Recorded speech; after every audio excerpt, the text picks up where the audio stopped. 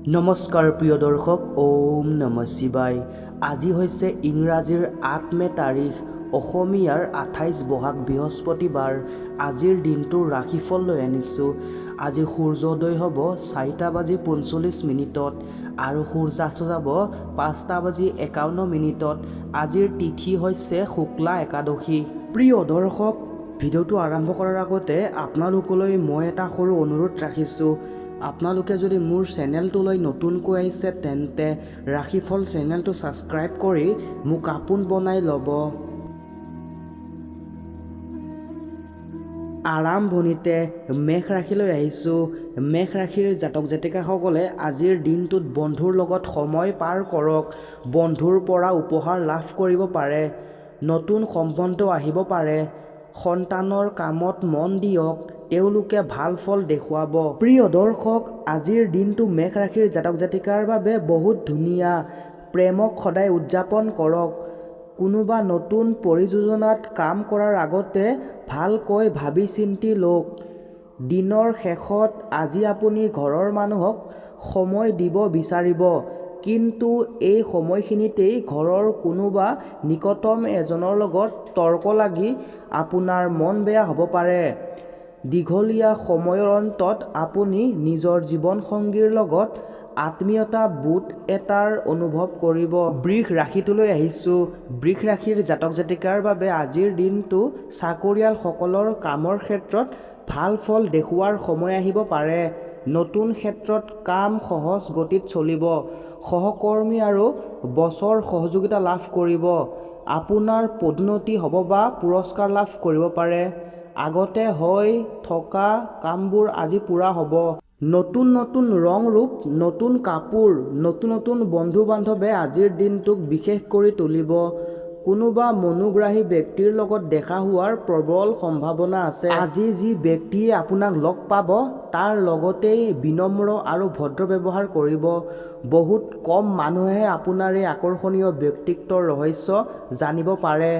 আপোনাৰ জীৱনলগৰী আগতে কেতিয়াও ইমান ভাল অনুভৱ নকৰিব।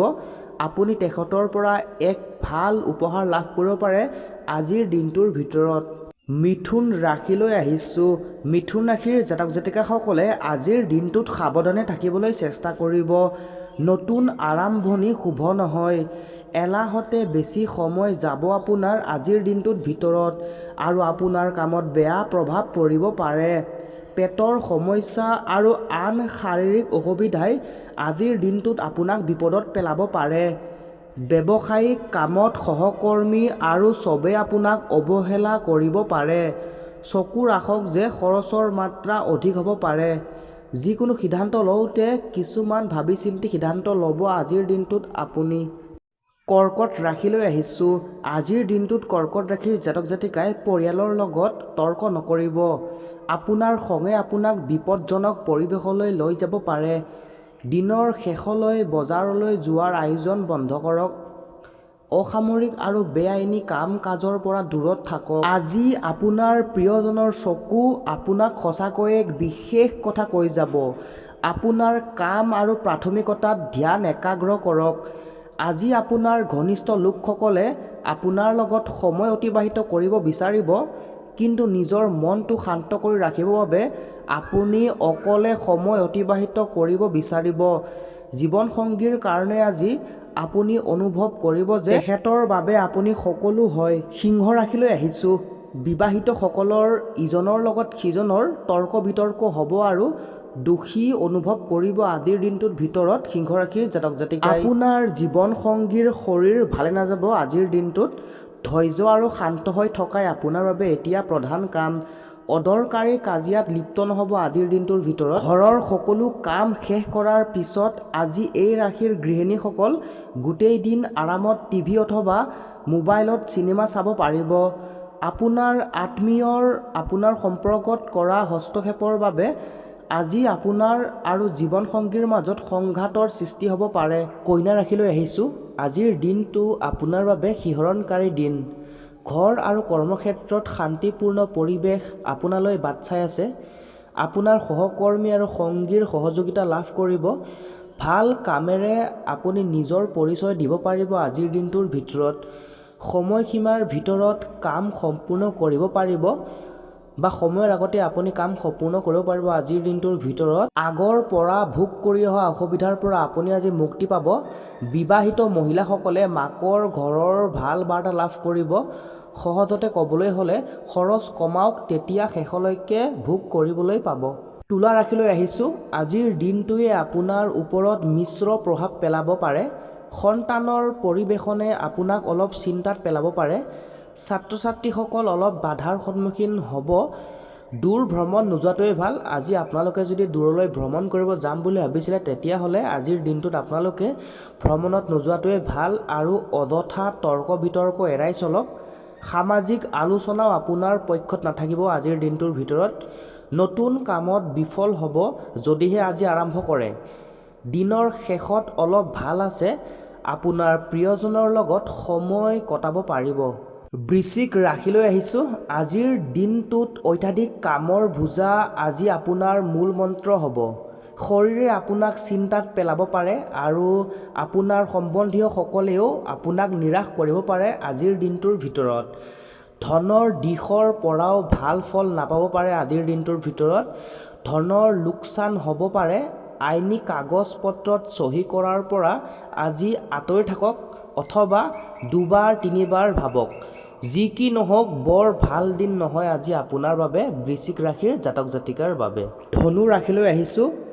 আজি কোনোবা নিকটৱৰ্তী ব্যক্তিৰ লগত আপোনাৰ কাজিয়া হ'ব পাৰে আৰু কথা আদালতলৈ যাব পাৰে, যাৰ ফলত আপোনাৰ ভালেখিনি ধন খৰচ হ'ব পাৰে।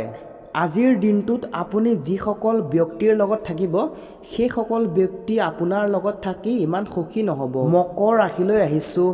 আজি আপুনি আপোনাৰ অবিবেচক কামৰ বাবে অস্বাভাৱিক পৰিৱেশত পৰিব পাৰে আৰু পৰিয়াল বা প্ৰিয়জনক দোষী কৰি তুলিব। মিঠা মাতে আপোনাৰ সমস্যা দূৰ কৰিব আজিৰ দিনটোৰ ভিতৰত। ধন জমা কৰি ভাল ফল লাভ কৰিব আৰু আজিৰ দিনটোৰ ভিতৰত আপুনি পৰিয়ালবৰ্গৰ লগত কাপোৰ কিনিবলৈ মাৰ্কেটলৈ যাব পাৰে। শৰীৰ ভালে যাব, কেৱল চকুৱে দিগদাৰ দিব। ছাত্ৰ ছাত্ৰীসকলে পঢ়াত আৰু কষ্ট কৰিব লাগিব। কুম্ভ ৰাশিলৈ আহিছোঁ। কুম্ভ ৰাশিৰ জাতক জাতিকাৰ বাবে আজিৰ দিনটো এটা শুভ দিন। মানসিক, শাৰীৰিক আৰু ধৰ্মীয়ভাৱে নিজকে সজীৱ অনুভৱ কৰিব। বন্ধু আৰু পৰিয়ালৰ লগত ফুৰিবলৈ যাব পাৰিব আৰু উপহাৰৰ আদান প্ৰদান কৰিব পাৰিব।